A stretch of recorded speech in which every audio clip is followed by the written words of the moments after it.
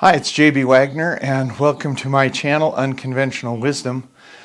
I am coming to you today from my garage rather than my dining room because partly a commentator said the bookshelves were getting a little old and the setting, and I'm a photographer and I need to be more creative. So I'm in the garage and it's cold here in Utah. We have snow outside even though we're in springtime, and that's why I've got this hat on. So anyway, I got a great topic for you on this video. I'm very excited to share it with you. Once again, you don't have to subscribe or like. I'm not doing this to make money. I'm doing it for fun. And if I have links, they're not affiliate links or they're not in any way generating revenue for me. They're just for your benefit. So today's topic is, can you produce a really nice portrait with a wide-angle lens?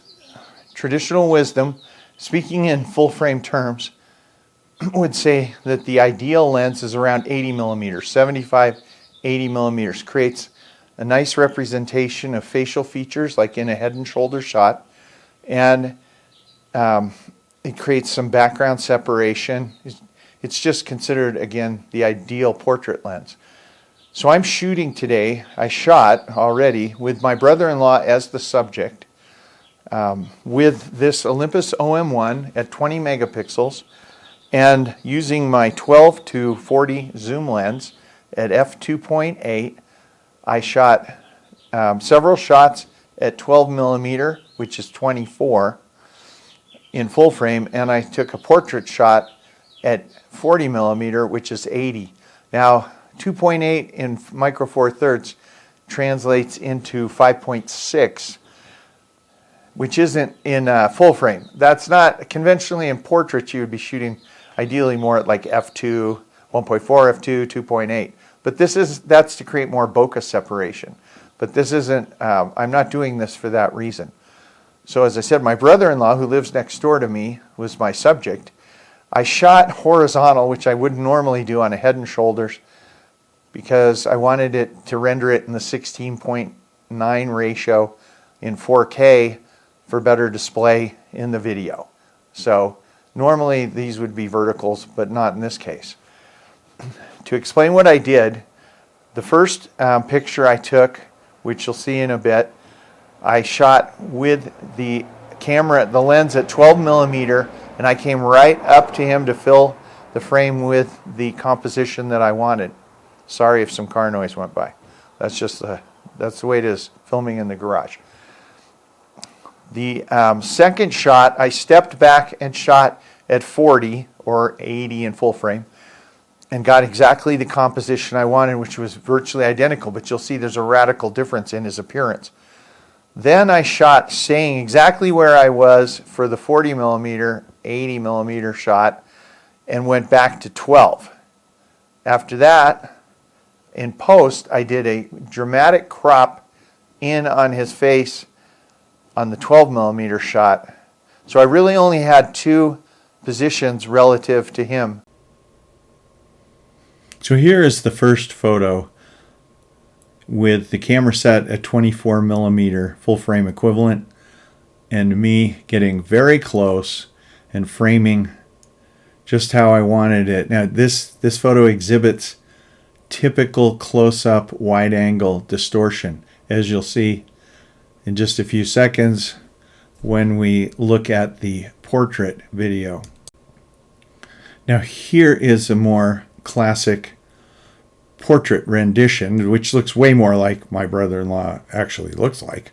And this is taken 80 millimeter full frame equivalent f5.6.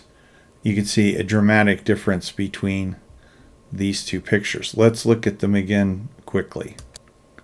So once again, wide angle close up, and then followed up by your classic portrait look with the 80 millimeter equivalent lens.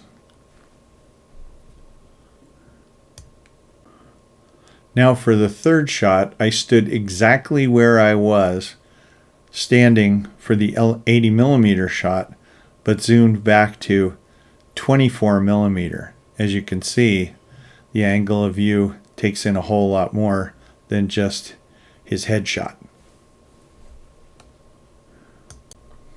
Now, believe it or not, this is the same photo as the one just before, but I've cropped into a very small part of the image to get the framing. So this is taken with the 24 millimeter, and then I've cropped the headshot. And it is, to me, unbelievable how good this looks. In some ways, you may argue it looks better. There's not as much bokeh, but you could argue that it looks better than the portrait shot. It's so close, it's remarkable. So now I'm going to switch back to that portrait shot for comparison. So here's the 80 millimeter portrait shot again, and then we're going to follow that with the 24 millimeter heavily cropped shot. Now, when I cropped this out of the 20 megapixels, I ended up having to enlarge it for purposes of this video, and I'll explain that in a minute. And now we'll go back to the close-up with the 24 millimeter. It is very hard to believe that both these two pictures were taken with the 24 millimeter. So I'm going to end this video with the 24 millimeter crop shot and let you know a little bit how I came up with it. So I shot all these in RAW and processed them in DXO Photolab. I then because the crop was so severe out of the 20 megapixel, to render it at 4K, I used Topaz Labs Gigapixel AI, which is simply amazing software for enlarging images. So I upscaled it to the 4K size. And then I also used the Nik Collection in DXO Photolab to apply a soft focus diffusion filter to achieve a nice portrait effect.